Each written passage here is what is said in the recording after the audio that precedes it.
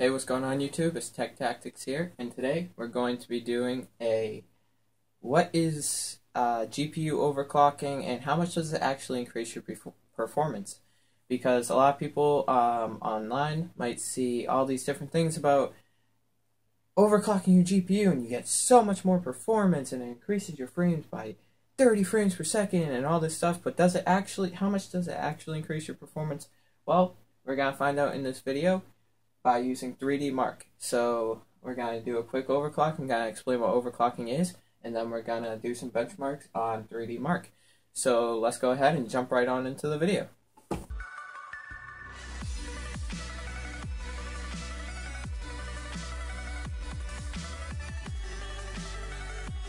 So if you've been a PC gamer for any time at all really, and you've built your own computer or have gotten a computer and you've gotten a general idea of what computer parts are and how they work, you've probably heard of a GPU, or a graphics processing unit. Now, that is essentially one of the most important parts of a computer when gaming. So, typically, a lot of people want to take their graphics card and get more power out of it, and that is what is called overclocking. So basically, to overclock your GPU, or graphics processing unit, you go and you use some sort of software. This is the easiest way of doing it, of course. A lot of people tend to use MSI Afterburner, and for the purpose of this video, that's what I'm going to be using too. And you basically just take and make your graphics card run at a faster than it came out of the box. Now, keep in mind, a lot of graphics cards made by Asus, MSI, or Gigabyte, EVGA, many other brands along those lines too, have a lot of graphics cards that are factory overclocked. Those ones, you may not actually be able to achieve as high of an overclock as you can on a reference model. But keep in mind, on the reference model, it's not going to have as good of a cooler, so it's going to run hotter typically. So, overclocking is, like I said, you take your graphics card and you make it so it runs at a higher core clock or a higher memory clock, or you up the voltage to make the memory and core clock more stable, and essentially all you're doing is making it run faster so that potentially your games will have a higher frames per second while playing. So this sounds awesome, right? You know, why wouldn't you want to do this? One, it can decrease the lifespan of your GPU. Two, it runs a lot hotter. And three, while the graphics card is running hotter, it's not the only thing, because it's producing more heat, so the rest of your components may be running hotter too. So those are three bad things, but what are the good things other than just gaming? Well, there's not a whole lot actually, because overclocking your GPU isn't going to really increase any performance other than just gaming. And a lot of people will tend to say overclocking your graphics card will increase your performance by 2 or 3 frames. Or they can go way over to the other side and overclocking your graphics card will increase by 15 to 20 frames. You know, so the purpose of this video is, through 3D Mark, I'm going to try and give you guys an idea of how much it really does increase performance. Now, I'm not doing any real in-game tests for this video, because I just want to show, a lot of people use 3D Mark, a lot of people benchmark their computer using this. So I want to show how much of a difference it is in that. So in order to do this, we're going to be using MSI Afterburner. And for the purpose of this video, even though it is an unstable overclock, I'm going to be ramping the core clock from 980 all the way up to 1200 megahertz. And the memory clock from 1300 all the way to 1575. Now this is a massive overclock. And the reason why I'm doing such a big overclock is to show the absolute largest difference possible between stock speeds and overclock speeds. Now I'm using a Asus R9 280, not the X, just the 280, for this video. And to make it a little bit more stable, potentially, we're going to up the power limit to about 10. And then we're going to go into settings, and I'm going to unlock the voltage control. This is essentially the part that you need to be, alright, it has to restart to do that. So this is essentially the part that you have to be the most careful with, as the voltage is a real game changer, because that is what could potentially fry your graphics card the quickest and easiest. And that's why, for a stable, everyday overclocked graphics card, a lot of people would recommend the 1.25 to 1.5 range Some might even go as far as to say 1.2. It really just depends on your graphics card. Personally, I usually take and go to about 1.2, as this is just a temporary overclock, so I'm not leaving it here, obviously. Some people, if it's liquid cooled or something, they might be willing to jump all the way up to 1.3, but it really depends on how experienced you are with overclocking and how comfortable you feel jumping the voltage up that far. So then we're going to slide all these back up here. I'm going to leave the fan speed where it is because I've already done this before, and overclocking, the highest temperature I reach is around 65 degrees Celsius, which is actually quite a large jump in temperatures, because I'll usually go about 55 to 60 on overclock, and then overclocked I'll go 65 to 70 in that range. So that's a large increase, and I would say if you're going above 70, hold back, especially if you're not on liquid cooling. If you're just on the stock stock air cooling for your graphics card, I'd say, personally, from my experience, don't go above 70. Of course, it's okay to go above that. Some graphics cards right out of the box will run as high as 90 to 100 degrees Celsius. It depends on your card. Do a little research beforehand to find out what exactly is a safe temp for your graphics card. Usually the threshold for danger is around 80 to 100, but that can be different for all different graphics cards. Personally, I don't like to bring mine above 70, but that's just my own personal preference. So, then to make it a bit more stable, we're going to jump the power limit to 10, and I'm going to save it under Profile 1. So Profile 1 saved, and then we are going to X out of this, and I'm going to restart my computer so that it, you might not have to do this, but typically I like to restart it so I know it's definitely running in the overclock mode when I have it turned back on. So we're actually going to just speed right through this, and I'll talk to you guys as soon as the computer's back on. Alright, and we're back. So now that we got MSI Afterburner reopened up and all of our overclocks seem to stay right where they were supposed to, I also got GPU-Z open, and our idle temperature is 46 degrees Celsius with the overclock, and our default clock speed for the R9 280 is 980 megahertz, while the memory clock is 1300 megahertz, and we're running the GPU core clock at 1200 megahertz overclock, and the memory is 1575 megahertz. So that is a pretty large increase in performance, increase in speeds.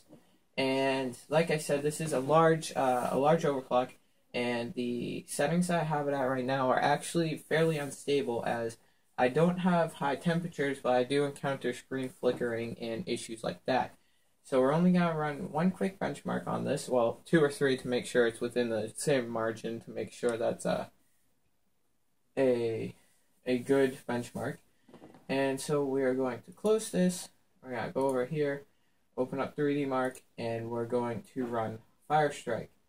So I will get right back to you guys with the benchmarks of the stock speeds and the overclock speeds, stock benchmarks and the overclock benchmarks, in just a minute. And we're back. So now that I got the 2 benchmarks ran, the first one right here on this monitor, you'll be seeing the reference speeds, and right here you'll be seeing the overclock speeds. So for the reference, I got 5725. Not too bad of a score, and if you're wondering what my PC specs are, they'll be in the description below, so you can check that out. It's FX 6300, 8 gigs of RAM, and the R9 280, of course, although on 3D Mark is read as a 7950, because essentially they're the same graphics card. The R9 version is more or less just a reskinned version.